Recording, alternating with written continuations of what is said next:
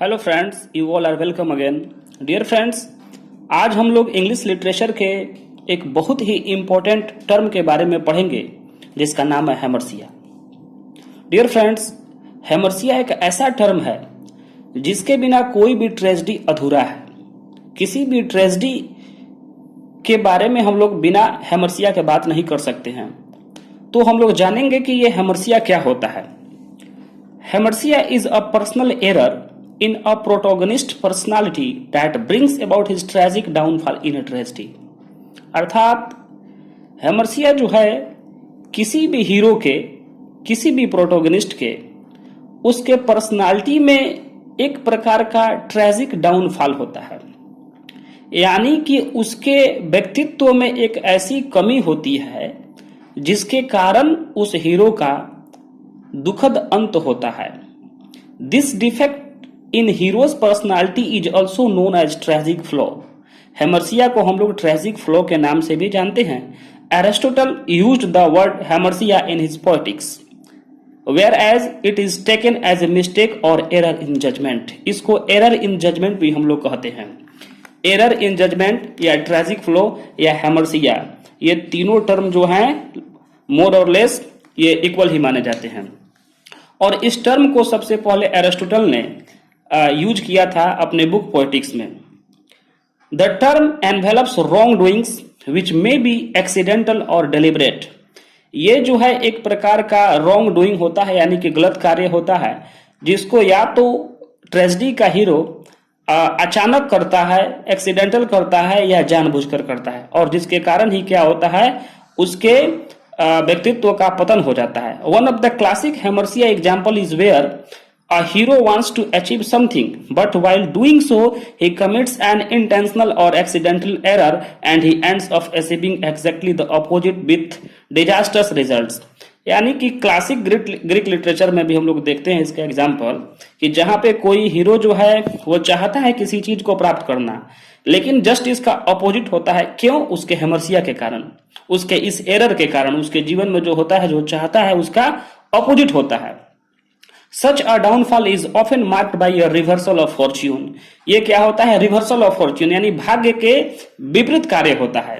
हैमरसिया imparts a sense of pity and fear in the audience or the readers।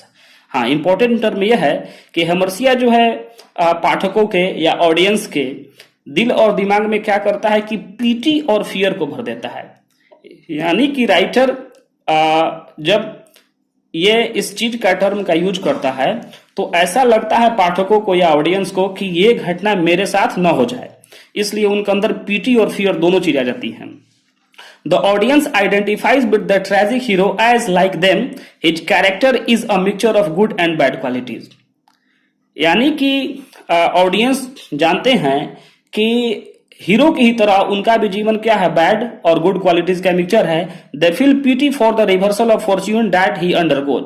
और उस चीज के लिए वो दया करते हैं, दया दिखाते हैं जिस चीज से वो हीरो जो है अपने भाग्य का उसका रिवर्सल होता है, उस चीज को वो अंडरगो करता है। Similarly by witnessing that a tragic hero suffers due to his own flaw, the audience और द रीडर्स में fear the same fate could befall them if they indulge in similar kind of action.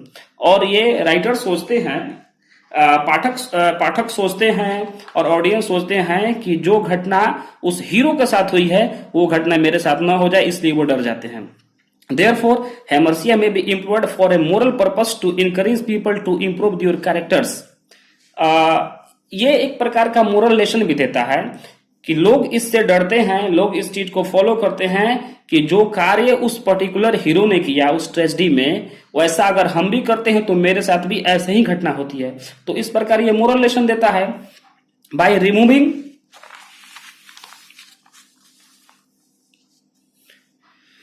Removing the flaws that can cause a tragedy in their lives.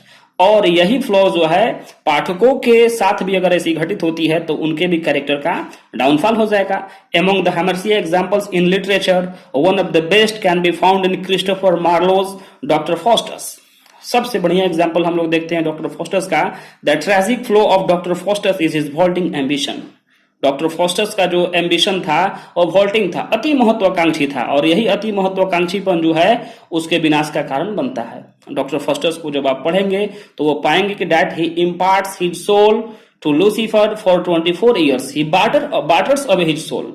वो चाहत में, अत्यधिक power के चाहत में, लालच की चाहत में वो जो अपने सोल को 24 साल के लिए वो बेच देता है, और वही उसका क्या होता है, ट्रेजिक डाउनफॉल होता है। Shakespeare's Macbeth also suffers from this defect of high ambition, और मकबेथ का भी जो ट्रेजिक फ्लो है वो भी इसका हाई एम्बिशन है। Othello's tragic flaw is his jealousy, Othello का जो है ट्रेजिक फ्लो है उसका जेलसी भी है। और एक टर्म उसके लिए और यूज होता है, इनक्रेडुलस, ही वाज इनक्रेडुलस, वो शक्की था, वो शक करता था अपनी पत्नी पे। King Lear's tragic flaw is his over expectation, उसका ओवर एक्सपेक्टेशन था किंग लियर में। और एक और टर्म है नार्सिसिज्म, नार्सिसिज्म उसका ट्रेजिक फ्लो था। His arrogance and his misjudgement, इसका एरोगेंस और उसका मिस जजमेंट भी जो है वो उसका ट्रेजिक फ्लो था किंग लियर का।